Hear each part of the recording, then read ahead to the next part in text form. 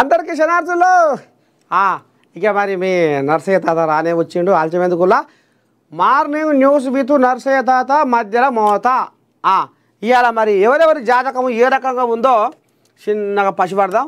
ముందుగా మహాపత్రిక ఏం రాసుకొచ్చిరయ్యా మహాపత్రికల నూతన సీజేఐగా జస్టిస్ సూర్యకాంత్, సుప్రీంకోర్టు 53వ సీజేఐగా సూర్యకాంత్ నియామకం, రాష్ట్రపతి ఆమోద ముద్ర, వచ్చే నెల 24న ప్రమాణం. సరే, ఎకరాకు 10,000 సాయం, నష్టపోయిన ప్రతి రైతును ఆదుకుంటాం, నీకు చేయొస్తలేదు శాఖ, వ్యవసాయ శాఖ నీకు చేయొస్తలేదు సారు, ఓ తుమ్మల సారు, రైతులకు యూరియా బస్తాలు ఎప్పుడు తెచ్చుకోవాలి, ఎట్ట తెచ్చుకోవాలి, దానికి అంగు ఆదును, రైతన్నలు తిరగబడకుండా మరలబడకుండా సకదనంగా మాట రాకుండా వాళ్ళకు యూరియా బస్తాలు అందియవయ్యా అని రేవంతమే చెప్తే నా దిక్కు చూడవంటే నానపురం దిక్కు చూసినట్టు అంగు తప్పినట్టుగా పనిచేస్తేవి వాళ్ళకు సకాలంలో టైంకు యూరియా బస్తాలు అందియక కొంత పేరు తెచ్చుకుంటేవి,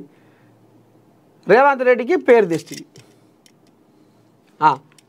నేడు నుంచి అధికారులు క్షేత్రస్థాయిలో పంట నష్టాన్ని అంచనా వేస్తారు. రాష్ట్ర వ్యవసాయ శాఖ మంత్రి తుమ్మల నాగేశ్వరరావు భరోసా వెయ్యాలి.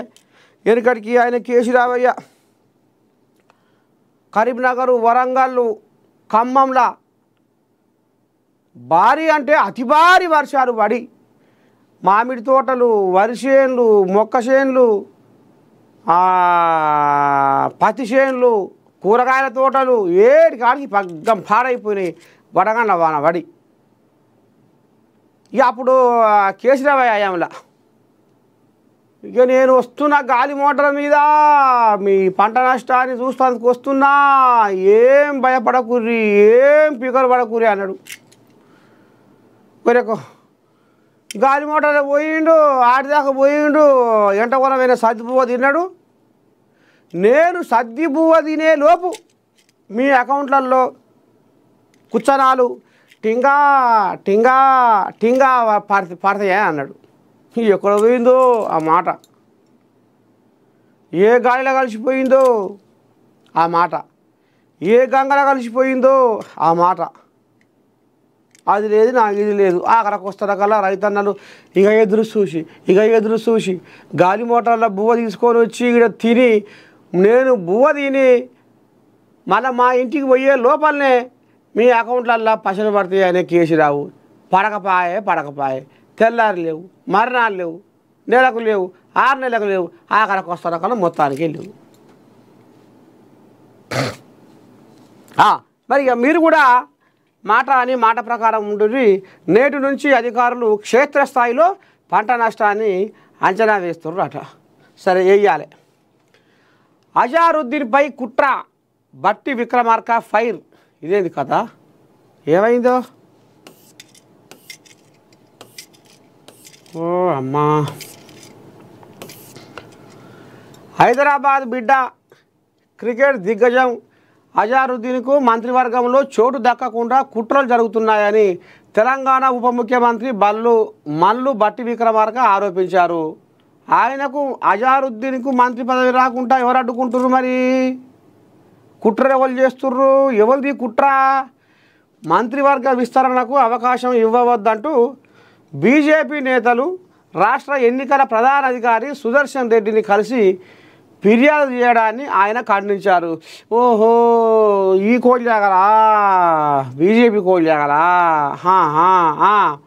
అజారుద్దీన్ ఎన్నో విజయాలు అందించారని ఆయన కొనియాడారు.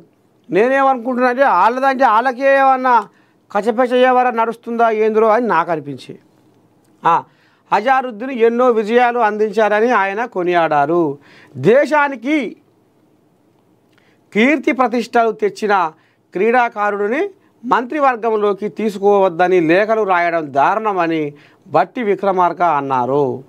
దేశ ఔన్నత్యాన్ని ప్రపంచ పటంలో నిలిపిన ఆయనను మంత్రివర్గంలోకి తీసుకుంటే అందరూ స్వాగతించాలని, కానీ ఆయనను వద్దంటూ లేఖలు రాయడం ఏంటని ఆయన ఆగ్రహం వ్యక్తం చేశారు. జూబ్లీహిల్స్ ఉప ఎన్నికల్లో బీఆర్ఎస్ గెలుపు కోసమే బీజేపీ నేతలు ఈ లేఖ రాశారని ఆయన ఆరోపించారు. గత లోక్సభ ఎన్నికల్లో బీజేపీకి బీఆర్ఎస్ సహకరించిందని అన్నారు. ఇప్పుడు జూబ్లీ హిల్స్ ఉప ఎన్నికల్లో బీజేపీ గెలవలేదని తెలిసే బలహీన వ్యక్తిని నిలబెట్టిందని, అదే సమయంలో అజారుద్దీన్ను మంత్రివర్గంలోకి తీసుకోకుండా గవర్నర్పై ఒత్తిడి తెస్తున్నట్లు తెలుస్తుందని ఆయన అన్నారు. గవర్నర్తో కథ నడిపిస్తున్నారు. ఎందుకంటే ఈయనకు మంత్రి పదవి ఇస్తే ఇక అక్కడ మైనార్టీలంతా ఒకటవుతారు, అంత గాలి గాలి ఎవరం అవుతుంది మాది అనేది కోయిలాగలు ఆలోచన చేస్తున్నట్టున్నాయి. అదే కథ, ఇది కథ. భారత్లో పెళ్ళిళ్ళ సీజన్ 45 రోజుల్లో 6.5 లక్షల కోట్ల వ్యాపారం. నవంబర్ 1 నుంచి 45 రోజుల పెళ్ళిళ్ళ సీజన్. దేశంలో పెళ్ళిళ్ళ సీజన్ మరోసారి ఆర్థిక వ్యవస్థకు భారీ ఊతాన్ని ఇవ్వనుంది. నవంబర్ 1 నుంచి ప్రారంభమయ్యి 45 రోజుల వివాహ సీజన్లో దేశవ్యాప్తంగా సుమారు 46 లక్షల పెళ్ళిళ్ళు జరగనున్నాయని, దీని ద్వారా ఏకంగా 6.5 లక్షల కోట్ల మేర వ్యాపారం జరుగుతుందని ఒక నివేదిక అంచనా వేసింది. Confederation of all India traders పరిశోధన విభాగమైన CRTDS గురువారం ఈ నివేదికను విడుదల చేసింది.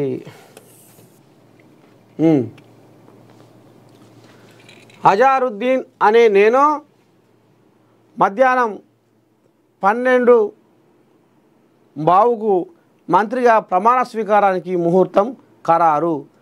రాజ్భవన్ దర్బార్ హాల్లో ఏర్పాట్లు.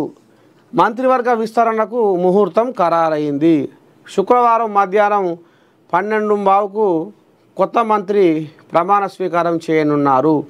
రేపు రాజ్భవన్లో క్యాబినెట్ మంత్రిగా కాంగ్రెస్ సీనియర్ నేత మాజీ క్రికెటర్ అజారుద్దీన్ ప్రమాణ స్వీకారం చేస్తారు. ఈ క్రమంలో ప్రభుత్వం ప్రమాణ స్వీకారానికి ఏర్పాట్లను ముమ్మరం చేసింది. ప్రమాణ స్వీకారోత్సవం జరిగే రాజ్భవన్ దర్బార్ హాల్ను ప్రోటోకాల్ అధికారులు పరిశీలించారు. మంత్రి ప్రమాణ స్వీకారానికి సీటింగు తదితర ఏర్పాట్లను అధికారులు పరిశీలించారు.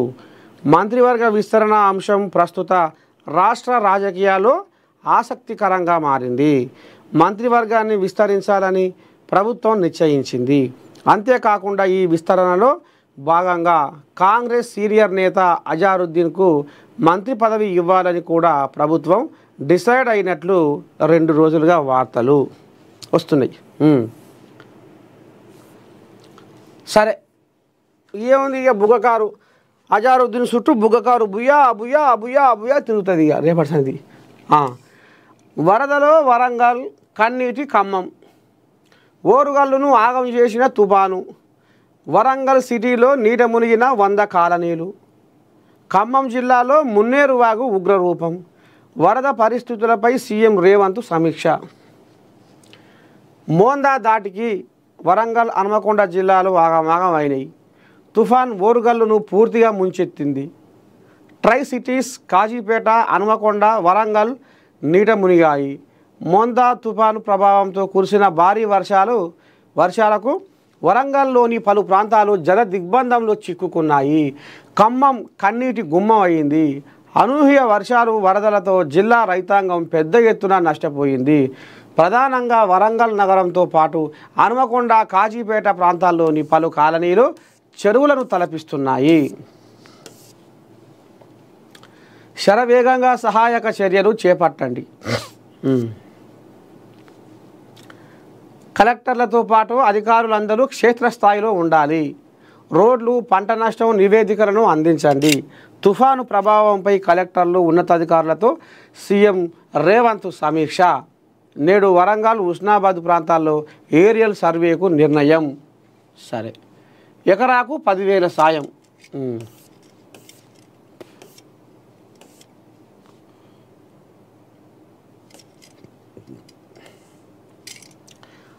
పిసిసి పెబ్బ కూడా ఏమో అంటుండో ఇందాం.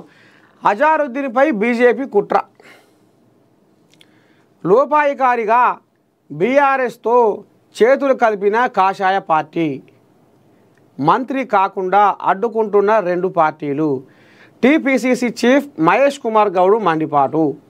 అజారుద్దీన్ మంత్రి కాకుండా బీజేపీ కుట్ర చేస్తుందని, ఇందుకు బీఆర్ఎస్ సైతం లోపాయికారి చేతులు కలిపిందని పీసీసీ చీఫ్ మహేష్ కుమార్ గౌడ్ అన్నారు. నిజామాబాద్ జిల్లా కేంద్రంలోని ఆర్ఎండ్బి గెస్ట్ హౌస్లో గురువారం ఏర్పాటు చేసిన మీడియా సమావేశంలో మాట్లాడుతూ క్యాబినెట్లో మైనార్టీకి ప్రాతినిధ్యం కల్పించాలనే ఉద్దేశంతో ప్రఖ్యాత క్రికెటర్ అజారుద్దీన్ను మంత్రిమండలిలోకి తీసుకోవాలని కాంగ్రెస్ పార్టీ భావించిందని మహేష్ కుమార్ గౌడ్ అన్నారు. గతంలో బీజేపీ రాజస్థాన్లోని శ్రీ గంగానగర్ జిల్లా శ్రీ కరణ్పూర్ నియోజకవర్గం ఉప ఎన్నిక సందర్భంగా బీజేపీ అభ్యర్థిగా ఉన్న సురేంద్ర పాల్ సింగ్ను క్యాబినెట్లో మంత్రిగా చేశారని గుర్తు చేశారు. ఉప ఎన్నిక అభ్యర్థిని మంత్రిగా చేస్తే తప్పు లేనిది, అజారుద్దీన్ను మంత్రిని చేస్తే తప్పేంటి అని ప్రశ్నించారు. బీజేపీ బీఆర్ఎస్ చీకటి ఒప్పందాన్ని ప్రజలు అర్థం చేసుకోవాలన్నారు. అజారుద్దీన్ను క్యాబినెట్లోకి తీసుకోవాలని సీఎం భావిస్తే దాన్ని అడ్డుకునేందుకు బీజేపీ కుటిల ప్రయత్నం చేస్తుందని మండిపడ్డారు. క్రీడా ప్రపంచానికే కాదు, ఎంపీగా అజారుద్దీన్ ప్రజలకు సేవలు అందించారన్నారు. అజారుద్దీన్ను మంత్రి కాకుండా ఎలక్షన్ కమిషన్కు బీజేపీ నేతలు ఫిర్యాదు చేయడం విచారకరమన్నారు. అనైతికంగా అజారుద్దీన్ మంత్రి కాకుండా బీజేపీ బీఆర్ఎస్ అడ్డుకునే ప్రయత్నం చేస్తున్నారని ధ్వజమెత్తారు. అజారుద్దీన్తో ప్రమాణ స్వీకారం చేయించకుండా రాష్ట్ర గవర్నర్ పైన బీజేపీ ఒత్తిడి తీసుకువస్తుందన్న సమాచారం కూడా ఉందని తెలిపారు. బీజేపీతో బీఆర్ఎస్ కుమ్మక్కయిందని కేసీఆర్ కూతురు కవిత స్వయంగా చెప్పారని టీపీసీసీ చీఫ్ మహేష్ కుమార్ గౌడ్ అన్నారు. మైనార్టీలకు లబ్ధి చేకూరుతుందనే ఉద్దేశంతోనే అజారుద్దీన్ ప్రమాణ స్వీకారాన్ని బీజేపీ అడ్డుకుంటుందని పేర్కొన్నారు. జూబ్లీహిల్స్ ప్రజలు విజ్ఞులు, కాంగ్రెస్ పార్టీకి పట్టం కట్టడం ఖాయమని జోస్యం చెప్పారు. అజారుద్దీన్, కోదండరాంలను ఎమ్మెల్సీలుగా నామినేట్ చేసి క్యాబినెట్ గవర్నర్కి పంపింది. అక్కడ పెండింగ్లో ఉందన్నారు. కోర్టులో గెలిచి తీరుతామన్న నమ్మకం ఉందన్నారు. అజారుద్దీన్ క్యాబినెట్లోకి రావడం ఖాయమని మహేష్ కుమార్ గౌడ్ కరాఖండిగా పేర్కొన్నారు. ఇది కథ. ఇక ఇలా బాధ ఏంటంటే ఇప్పుడు మైనార్టీలకు శాఖ మంత్రి ఇచ్చే జూబ్లీహిల్స్లో మైనార్టీల ఓట్లే ఎక్కువ ఉండే, అటు మొక్కుతారా ఏంది మా మైనార్టీలకు మంత్రి పదవి వచ్చింది, ఇంకేది మాకేం తక్కువ కావాలి. ఇక అజారుద్దీన్ కూడా మనకు శాఖ వచ్చింది, ఇక మీరేం ఫికర్ చేయకూరి నేనున్నా అని భరోసా ఇస్తాడు. జూబ్లీహిల్స్లో మైనార్టీలు గంపగుత్తగా కాంగ్రెస్కు గుద్దుతారో ఏమో అని వాళ్ళకు భయం పట్టుకుంది. ఉన్న భయమే గది. జూబ్లీహిల్స్లో అస్తం మాస్ స్ట్రాటజీ, ప్రచారంలో దూసుకుపోతున్న కాంగ్రెస్ నేతలు. సెగ్మెంట్లో డోర్ టు డోర్ ప్రచారంలో నేతల జోరు. కాంగ్రెస్ అభ్యర్థి నవీన్ యాదవ్కు మద్దతుగా మంత్రుల ప్రచారం. పథకాలు, అభివృద్ధి కార్యక్రమాలు వివరిస్తున్న ప్రజలతో మమేకం. జూబ్లీహిల్స్ నియోజకవర్గం ఎర్రగడ్డ డివిజన్ పరిధిలోని లక్ష్మీ కాంప్లెక్స్ పరిసర ప్రాంతాల్లో నిర్వహించిన ఇంటింటి ప్రచారం కార్యక్రమం ఘనంగా జరిగింది. ఈ ప్రచారంలో రాష్ట్ర మంత్రివర్యులు జూపల్లి కృష్ణారావు, దామోదర రాజనరసింహ, గడ్డం Vivek Venkataswamy, AICC OBC coordinator Kethuri Venkatesh, TPCC మహిళా అధ్యక్షురాలు సునీతారావు, విజయ డైరీ చైర్మన్ హమీద్ రెడ్డి, అలాగే ఎర్రగడ్డ డివిజన్ ఇన్ఛార్జి వేములవాడ ఎమ్మెల్యే ఆది శ్రీనివాసు, కంటోన్మెంట్ ఎమ్మెల్యే గణేషు, మాజీ MLC Ramulu Naik, Devarakadra MLA G Madhusudan Reddy, Nagar Kurnool MLA Kuchukulla Rajesh Reddy, Wanaparthy MLA Thodi Megareddy, Khairatabad corporator Vijaya Reddy కూడా పాల్గొని ప్రజలతో ఆత్మీయంగా మాట్లాడారు.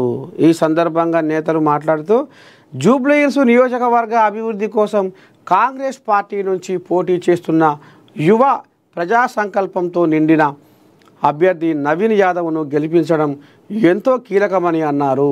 కాంగ్రెస్ ప్రభుత్వం ఏర్పడిన తరువాత రాష్ట్రంలో అన్ని వర్గాల ప్రజల సంక్షేమం కోసం నిరంతరం కృషి చేస్తుందని పేర్కొన్నారు. ప్రజలకు నిజమైన అభివృద్ధి, శాంతి, సామాజిక న్యాయం కావాలంటే నవంబర్ 11న జరగబోయే ఎన్నికల్లో చేతి గుర్తుకు ఓటు వేసి కాంగ్రెస్ పార్టీని ఘన విజయంతో గెలిపించాలని ప్రజలను విజ్ఞప్తి చేశారు. ఈ కార్యక్రమంలో పెద్ద సంఖ్యలో కాంగ్రెస్ పార్టీ నాయకులు, కార్యకర్తలు, స్థానిక నాయకులు, మహిళలు, యువత, ప్రజలు పాల్గొన్నారు. మొత్తానికి ఈ రకంగా దూసుకుపోతుందట నవీన్ యాదవ్ ప్రచారం.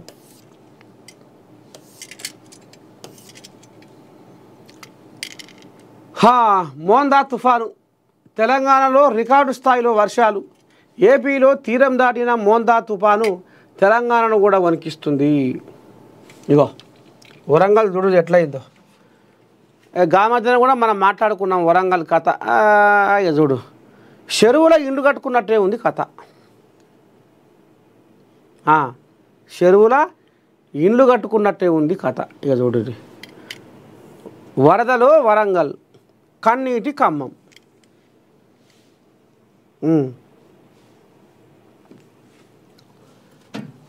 ఆంధ్రప్రదేశ్ రాష్ట్రాన్ని అల్లాడించిన మోంతా తుఫాన్ అవశేషమైన అల్పపీడనం తెలంగాణను వణికిస్తుంది.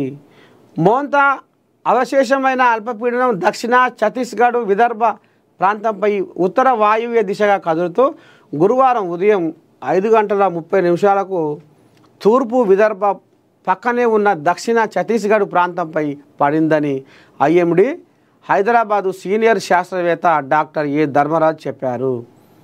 ఉత్తర దిశగా తూర్పు మధ్యప్రదేశ్ పక్కనే ఉన్న ఉత్తర ఛత్తీస్గఢ్ వైపు కదులుతూ రాబోయే 24 గంటల్లో అల్పపీడనం బలహీనపడే అవకాశం ఉందని ఆయన వివరించారు. మోంతా తుఫాను అవశేషమైన అల్పపీడనం ప్రభావం తెలంగాణ జిల్లాలను అతలాకుతలం చేసింది. పలు ప్రాంతాలు నీట మునిగాయి. వరి, సోయాబీన్, పత్తి పంటలు దెబ్బతిన్నాయి.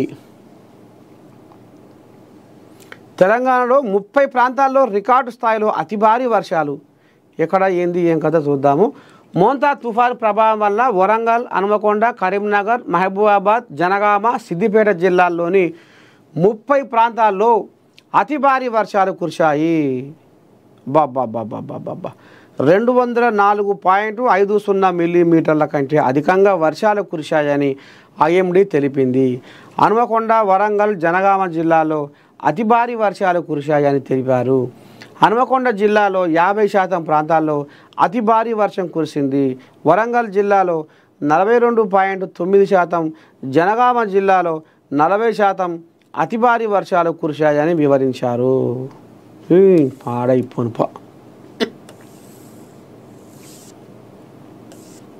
ఎట్లా చేయాలనో ఏం చేయాలనో ఏం కథో ఆఖరికి వస్తారు కల్లా మోందా తుఫాను రైతన్నల ఆశలకు పాపం ఏంది గందరగోళం, ఆగం జగన్నాథం. ఇదివరకే వచ్చి ఆగం చేసింది, మళ్ళీ ఇప్పుడు వచ్చి మళ్ళా భాగవతం పెట్టింది. ఇదేది కోయిలాగా ఎక్కడ పోయిందిగా. ఇది చిన్న ముఖ్యమంత్రి అమ్మ బురదలో దిగింది, పాయింట్ మలుచుకుని బురదలో దిగింది. వర్షేళ్ళని అడ్డం మండుకుంటే పోయి చూస్తున్నట్టుండు. మోకాలు లోతు బురదలో దిగారు డిప్యూటీ సీఎం పవన్ కళ్యాణ్. అన్నదాత కష్టాన్ని విని ఓదార్చారు. తుఫాను కారణంగా జరిగిన పంట నష్టాన్ని పంట పొలాల మధ్యకు వెళ్ళి పరిశీలించారు. అరటి రైతుల ఆవేదన విన్నారు. మీ కష్టంలో మేమున్నామంటూ భరోసా ఇచ్చారు. గురువారం కృష్ణా జిల్లాలోని తుఫాను ప్రభావిత ప్రాంతాల్లో రాష్ట్ర ఉప ముఖ్యమంత్రి పవన్ కళ్యాణ్ పర్యటించారు. ఉదయం 11 గంటల ప్రాంతంలో అవనిగడ్డ నియోజకవర్గం పరిధిలోని మోంతా తుఫాను ప్రభావిత ప్రాంతాలను పరిశీలించేందుకు వచ్చిన పవన్ నేరుగా కోడూరు మండల పరిధిలోని కృష్ణాపురం గ్రామంలో నేల కొరిగిన వరిచేల వద్దకు వెళ్ళారు. రైతులతో కలిసి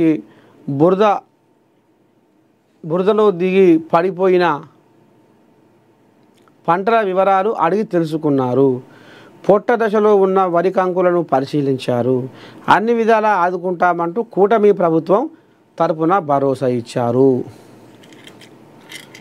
ఏమప్పా ఇక చూస్తున్నారులా, ఈ మోంతా తుఫాను అనేది ఇక్కడ ఆంధ్ర ఇటు తెలంగాణ రెండు రాష్ట్రాలను, తెలుగు రాష్ట్రాలను అతలాకుతలం చేసింది. ఎంతో ఆస్తి నష్టం చేసింది, ఎంతో పంట నష్టం చేసింది, ఆగం జగన్నాథం చేసిపోయింది. ఉతికి ఉతికి ఉతికి ఉతికి ఉతికి గొడ్డు గోద జనాలను పంట చేలను అరెక్కదాన్ని ఆగం పట్టించి అతలాకుతలం చేస్తుంది ఈ మోంతా తుఫాను. ఇంకొక ఈ రకంగా ఉంది ఈ తుఫాను చల్లకుండా. హరీష్ రావుకు కవిత పరామర్శ. మాజీ మంత్రి తండ్రి మృతి పట్ల కుటుంబానికి సంతాపం. కాళేశ్వరం ఇష్యూపై విమర్శలు. సస్పెండ్ తర్వాత తొలిసారి భేటీ. అమ్మా చూస్తున్నారులో, వచ్చింది బావకాడికి వచ్చిందే. మా బావ అవినీతి తిమింగలం, మా బావ హరీషు పేద అనకొండ, మా బావ ఉన్నకాడికి దోసుకొని మాయ మీద బదనా నూకిండు. మా బావ అడ్డగోలిగా సంపాదించుకొని అన్యాయంగా మా అయ్య మీద బట్టగాల్చి మీద వేసిండు. అదంతా పిలికూనలై మా అయ్య చుట్టుకుంది. ఏది ఆ అవినీతి, ఆ పాపమంతా కాళేశ్వరం అవినీతి అంతా పిల్లికూనలై మా అయ్య చుట్టుకుంటే మా అయ్య ఇంట్లో ఊగుగానే కాలు జారి పడ్డాడు. అడుగున గండాలే ఎదురవుతున్నాయి మా అయ్యకు. ఈయన చేస్తే అది మా అయ్యకు అంటుకుంది అని ఒక్క కూత ఒక్క మాట, ముఖం చూడని కూత కూసింది. అసలు ఎట్లా అంటే వాయ్యా, చిన్న మాటలా చిన్న కథ, గుండెలు తూట్లు పడే మాటలు మాట్లాడేది కవితమ్మ. ఇక ఆఖరికి వస్తున్న కల్లా ఇప్పుడు మొన్న చచ్చిపోయినాడు మాత్రం పోలే, అలాగే చచ్చిపోయినాడు మాత్రం ఆయన నిజామాబాద్లోనే ఉందట పోలే. కానీ ఇప్పుడు ఎమ్మెల్సీ కల్వకుంట్ల కవిత మాజీ మంత్రి హరీష్ రావును పరామర్శించారు. హరీష్ రావు తండ్రి సత్యనారాయణరావు 2 రోజుల క్రితం మరణించిన సంగతి తెలిసిందే. ఇదంతా తెరికే. ఈరోజు హరీష్ ఇంటికి వెళ్ళిన కవిత ఆయన కుటుంబ సభ్యులను కలిసి తన ప్రగాఢ సానుభూతిని తెలియజేశారు.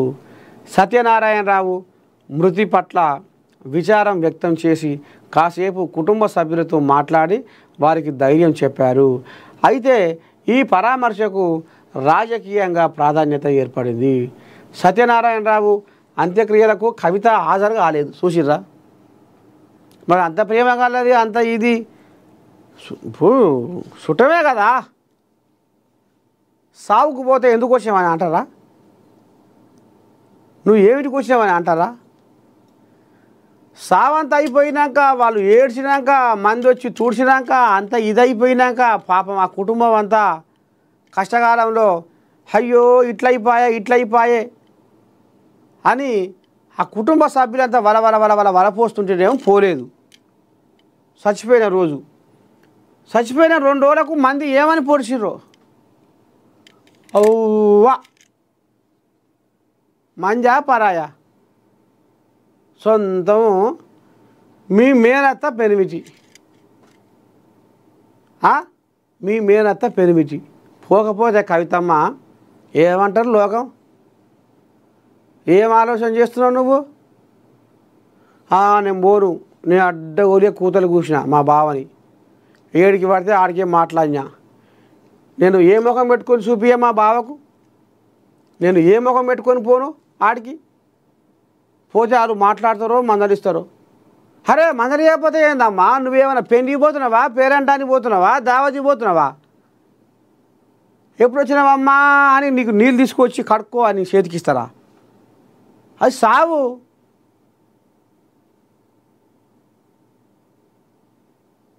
అని ఎవరెవరు పొడిచిర్రు.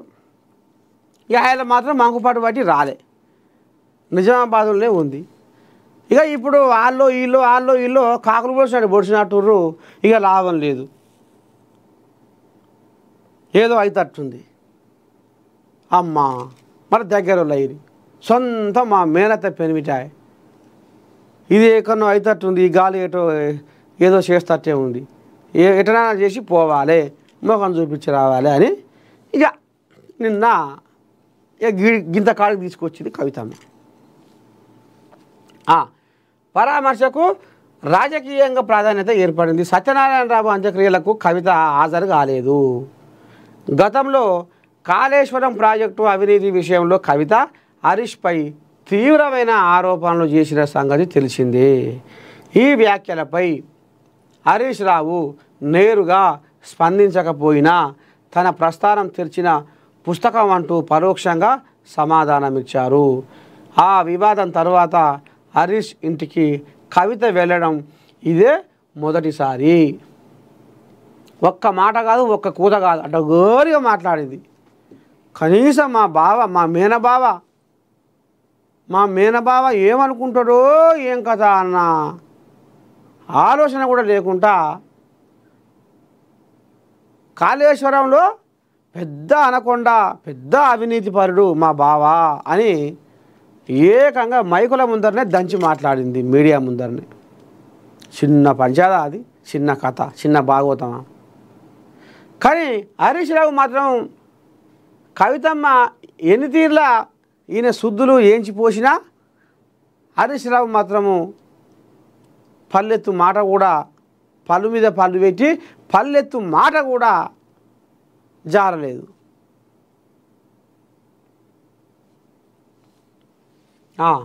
మొత్తానికైతే బావ ముఖం చూపించింది, దండం పెట్టింది.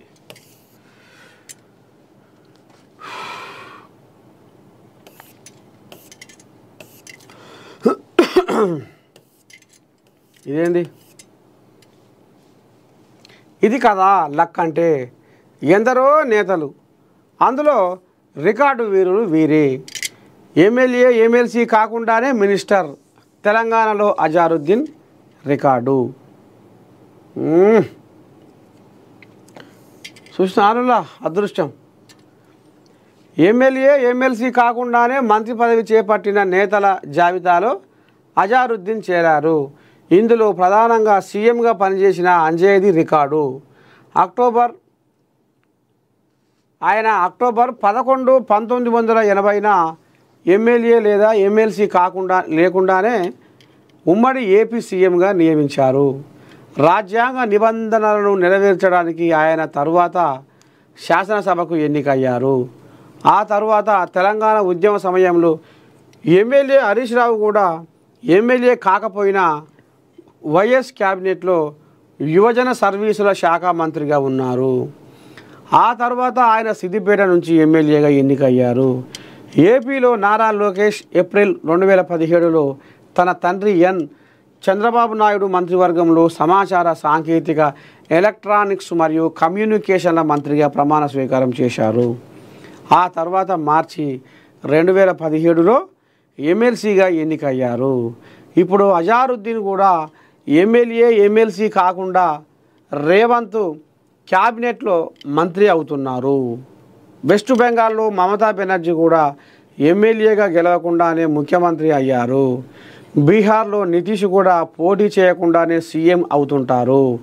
తెలంగాణ రాష్ట్రంలో ఎమ్మెల్యే లేదా ఎమ్మెల్సీ కాకుండానే మంత్రిగా ప్రమాణ స్వీకారం చేసిన రికార్డును అజారుద్దీన్ కైవసం చేసుకున్నారు. ఇది కథ.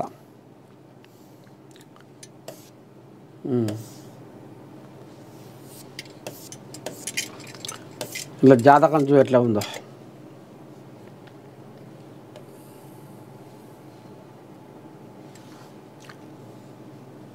అధికారులు సహాయక చర్యలో పాల్గొనాలి.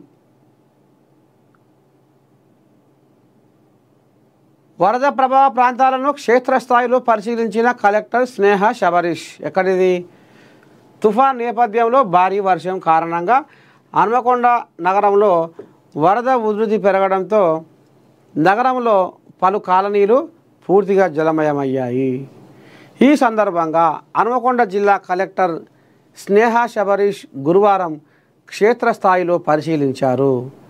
వరద ప్రభావిత ప్రాంతాలలో సహాయక చర్యలను గురించి విధుల్లో ఉన్న అధికారులతో ఆయా కాలనీల లోతట్టు ప్రాంతాల పరిస్థితులను కలెక్టర్ అధికారులను అడిగి తెలుసుకున్నారు. వరద తీవ్రత అధికంగా ఉన్న కాలనీలో తాజా స్థితిగతులను అడిగి తెలుసుకొని revenue, police, SDRF, NDRF, greater Warangal municipal, DRF బృందాలు అందిస్తున్న సహాయక చర్యలను పరిశీలించారు. ఈ రకంగా వరద ప్రభావ ప్రాంతాలను కలెక్టర్, ఎందుకంటే వరంగల్ అంతా హన్మకొండ వరంగల్ ఆగం జగన్నాథం అయిపోయింది. ఇక కలెక్టర్ కూడా చిన్నగా మెల్లగా నీళ్ళల్లో తారాడుకుంటా ఎవరెవరికి ఏ ఆపతి ఏంది ఏం కథ షెడ్డా పడ్డా అంతా ఇక ఆ రకంగా కళ తిరిగి సాయం చేస్తుర్రు అట. వరద బాధితులకు పోలీసులు అండగా నిలవాలి. కాలనీలు ముంపు ప్రాంతాలను పరిశీలించిన సిపి కలెక్టర్. వరంగల్, హన్మకొండ నగరాల్లో తుఫాన్ కారణంగా బుధవారం రాత్రి వరకు ఎడతెరిపి లేకుండా కురిసిన వర్షాలకు నీట మునిగిన ప్రాంతాలను వరంగల్ పోలీస్ కమిషనర్ సన్ప్రీత్ సింగ్తో కలిసి వరంగల్ జిల్లా కలెక్టర్ డాక్టర్ సత్య శారద సందర్శించారు. ఈ సందర్భంగా హన్మకొండలోని లోతట్టు ప్రాంతాలు, పలు కాలనీలలో గృహ నిర్బంధమైన ప్రజల వివరాలను సంబంధిత అధికారులను అడిగి తెలుసుకున్నారు. ప్రజలు ఎప్పటికప్పుడు సమాచారం అందిస్తూ ఉండాలన్నారు. అలాగే తీవ్ర వరద ఉధృతితో పూర్తి జలదిగ్బంధంలో చిక్కుకున్న హంటర్ రోడ్డులోని బృందావన కాలనీ, సాయినగర్, ఎన్టీఆర్ నగర్ కాలనీల పరిస్థితిని అధికారులను అడిగి తెలుసుకున్నారు. అక్కడ నిర్వహిస్తున్న సహాయక చర్యలను స్థానిక కార్పొరేటర్ గందే కల్పన నవీన్తో కలిసి స్వయంగా పరిశీలించారు. ఇది కథ.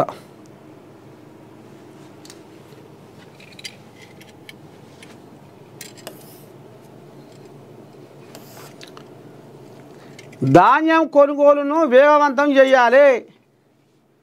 తహసీల్దార్కు వినతి పత్రం అందజేసిన సిపిఎం నాయకులు. ధాన్యం కొనుగోలును వేగవంతం చేయాలని గురువారం సిపిఎం పార్టీ ఆధ్వర్యంలో తహసీల్దార్కు వినతి పత్రం అందజేశారు. ఈ సందర్భంగా వారు మాట్లాడుతూ, ధాన్యం కొనుగోలు కేంద్రాలను ప్రభుత్వం ప్రారంభించిన నేటికి అనేక ఐకేపీ సింగిల్ విండో కేంద్రాల్లో కొనుగోలు జరగకపోవడంతో మార్కెట్లో నిల్వ ఉన్న ధాన్యం ఇటీవల కురుస్తున్న వర్షాలకు పూర్తిగా తడిసి మొలకలు వస్తున్నాయని, వెంటనే ధాన్యం కొనుగోలును వేగవంతం చేసి మొలకెత్తిన ధాన్యాన్ని ఎలాంటి షరతులు లేకుండా కొనుగోలు చేసి రైతులను ఆదుకోవాలని వారి డిమాండ్ చేశారు. ఈ కార్యక్రమంలో ఈ ఎర్రజెండా కోలియాగలు అయోటి మొత్తానికైతే వాస్తవంగా ఈ ముసురులకు కళ్ళాలల్లా ఈ ధాన్యం ఒడ్లు నాని మొలకెళ్ళి రంగుమారి గుడాలయ్యి ఆగం జగన్నాథే ఉన్నాయి. ఇక కొన్ని అయితే వర్షాలల్లా పాపం ఒరి కోద్దామనే వరకనే తుఫానా ఇక అననే పండుకుంది. ఆ వర్షన బురదనే పండుకుంది. కానీ ఇప్పుడు రైతన్నలకు చెప్పరాని కష్టం వచ్చి పడ్డది. మరి మార్కెట్లలో పోసిన ఒడ్లు కూడా జర అధికారులు సోయి పెట్టి ఇంటి పని లెక్క, అది మా పని, మా వాళ్ళు, మా ఇంటి సమస్య అన్నట్టుగా జర భావించుకొని రైతులకు ఎట్లాంటి కష్టం రాకుండా, రైతులను ఇబ్బంది పెట్టకుండా, బాధ పెట్టకుండా అధికారులు కూడా జరంతా మరి మానవత్వంతో ఈ రైతులను వేధించకుండా, బాధ పెట్టకుండా ధాన్యాన్ని దెబ్బ కొనుగోలు చేయాలని నేను కోరుకుంటా ఉంది.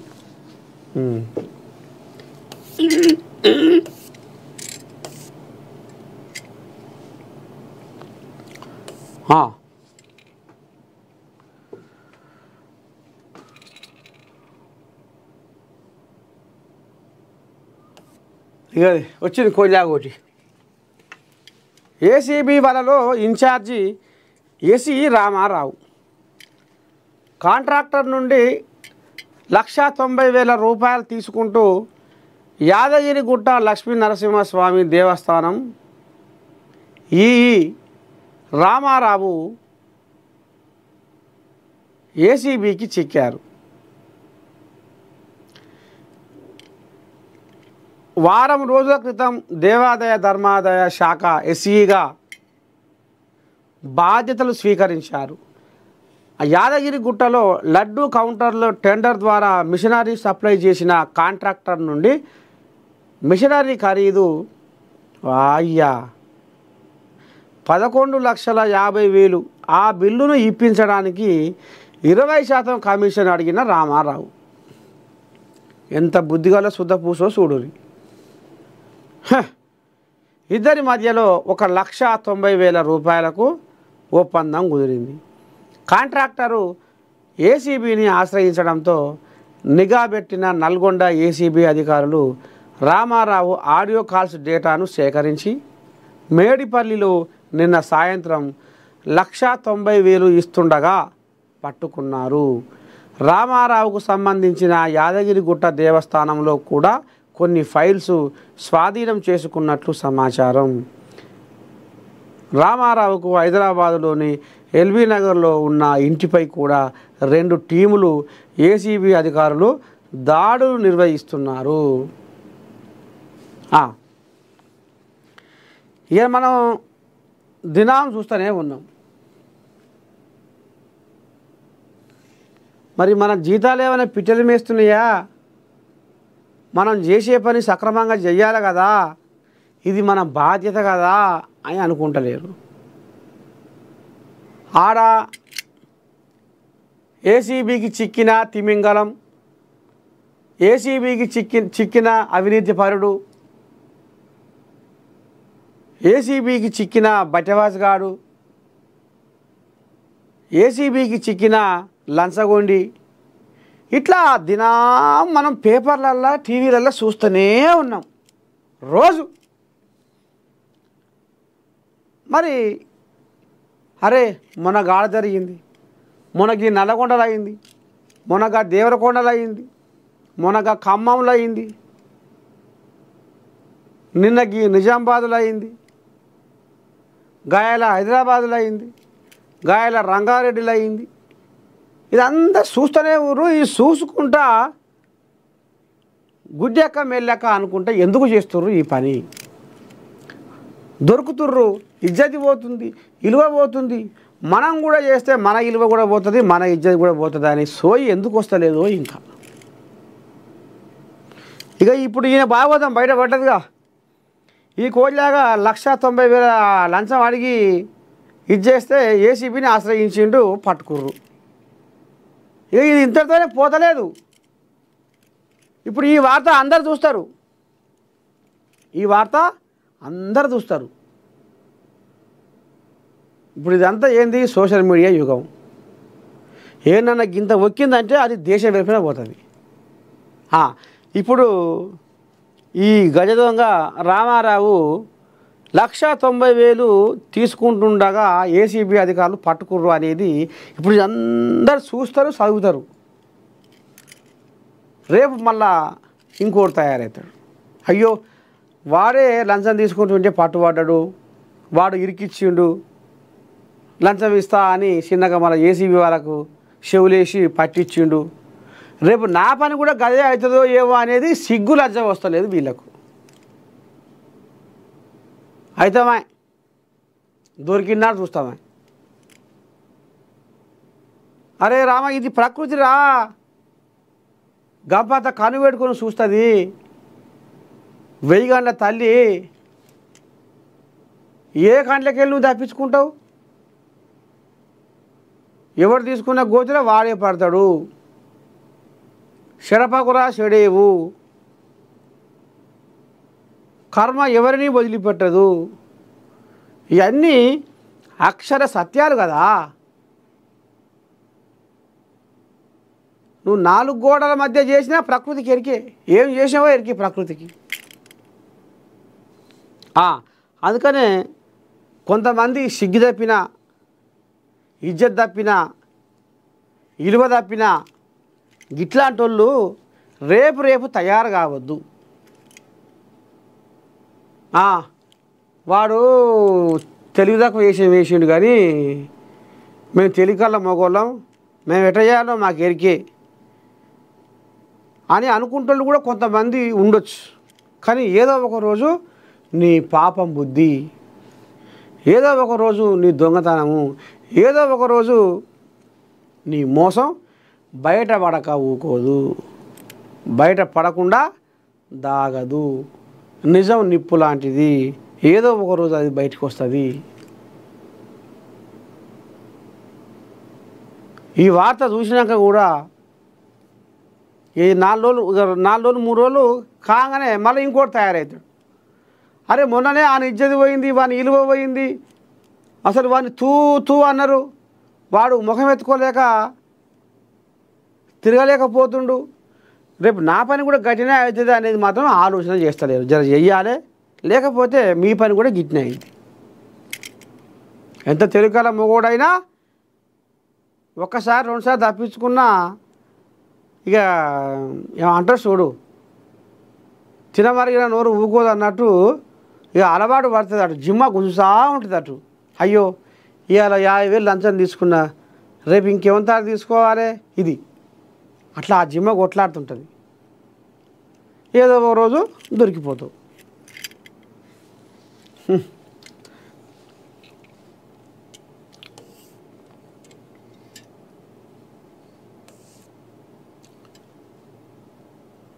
ఇక మొత్తం ఏమున్నాయి ఇలా వార్తలు, ఏమున్నాయి? మోందా తుఫాను, వరదలు, వాగులు, కలెక్టర్లు వచ్చి బయట ఏం జరిగాయి ఎట్ట జరిగాయని ఆరాధీసుడు, ఆ రైతన్నల ఓట్లన్నీ కళ్ళాలల్లా పగ్గం పాడైపోతే వాటిని కొనాలి చెయ్యాలని చోటా మోటా లీడర్లు పోయి అధికారులకు వేది పత్రాలు ఇచ్చుడు. ఇదే నడుస్తుంది. ధాన్యం కొనుగోలుకు అత్యంత ప్రాధాన్యత, జిల్లా కలెక్టర్ హనుమంతరావు. ఈ కోల్యాగా బాగానే తిప్పలబడుతుంది. ధాన్యం కొనుగోళ్లకు ప్రభుత్వం అత్యంత ప్రాధాన్యత ఇస్తుందని నిన్న కురిసిన భారీ వర్షం నేపథ్యంలో రైతులకి ఇబ్బందులు కలగకుండా ధాన్యం కొనుగోలు జరగాలని యాదాద్రి భువనగిరి జిల్లా కలెక్టర్ హనుమంతరావు అన్నారు. గురువారం బీబీనగర్ మండల కేంద్రంలో ఐకేపీ ధాన్యం కొనుగోలు కేంద్రాన్ని కలెక్టర్ ఆకస్మిక తనిఖీ చేశారు. ఇప్పటి వరకు ఎన్ని ధాన్యం కుప్పలు వచ్చాయని, ఇంకా పంట మీద ఎంత ధాన్యం ఉందని రైతులను అడిగి తెలుసుకున్నారు. వర్షాల కారణంగా ఏమైనా తడిసిందా, తడవకుండా టార్పాలిన్లు కప్పుకోవాలని సూచించారు. పంట మీద ఉన్న వరి కూడా కొంచెం ఆరిన తర్వాత కోత కోయాలని సూచించారు. కేంద్రంలో ఉన్న ధాన్యంను ఎంత మేరకు తేమ శాతం ఉందని పరిశీలించారు. తేమ శాతం వచ్చిన ధాన్యం ఎప్పటికప్పుడు కొనుగోలు చేసి లారీలకు లోడ్ చేసి మిల్లులకు తరలించాలి అని అన్నారు.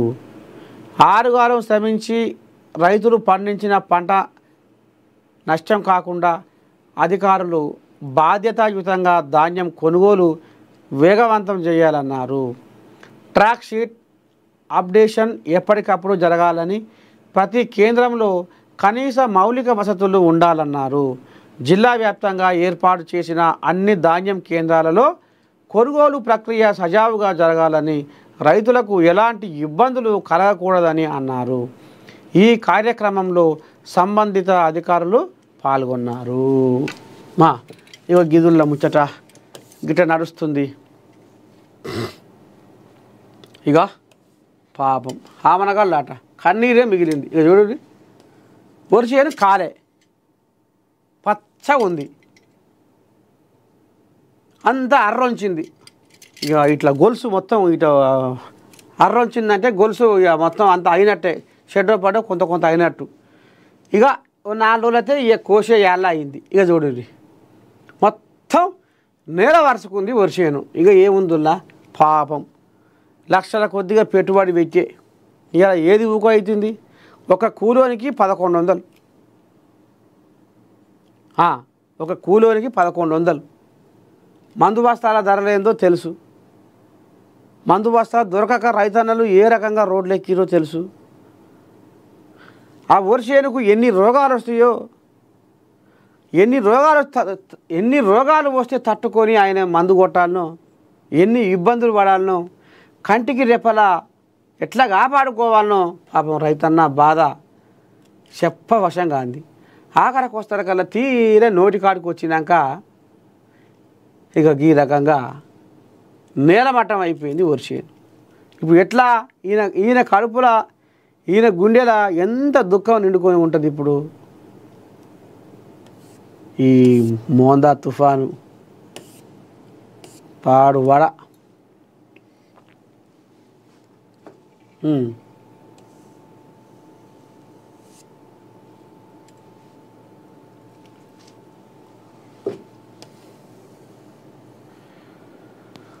ఇదేంది పోలీస్ అమరుల త్యాగాలు చిరస్మరణీయం. మహేశ్వరం డీసీపీ సునీతారెడ్డి ప్రజలకు రక్షణ కల్పిస్తూ విధి నిర్వహణలో అమరులైన పోలీసుల వీరత్వం మరువలేనిదని మహేశ్వరం డీసీపీ సునీతారెడ్డి తెలిపారు.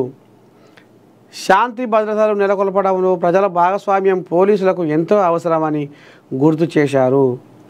పోలీస్ అమరుల దినోత్సవాన్ని పురస్కరించుకొని ఇబ్రాహీంపట్నం ఏసీపీ రాజు ఆధ్వర్యంలో గురువారం ఇబ్రాహీంపట్నం నియోజకవర్గ కేంద్రంలోని వైష్ణవి ఫంక్షన్ హాల్లో నిర్వహించిన రక్తదాన శిబిరాన్ని డీసీపీ ప్రారంభించారు. ఈ సందర్భంగా ఇబ్రాహీంపట్నం ఏసీపీ కేవీపీ రాజు, సిఐలు మహేందర్ రెడ్డి, సత్యనారాయణ, రవికుమార్, నందీశ్వర్ రెడ్డి, మధు, ఎస్ఐలు, కానిస్టేబుల్, కళాశాలల విద్యార్థులు డీసీపీ సమక్షంలో రక్తదానం చేశారు. సరే, ఓ మంచి పని చేసిర్రు.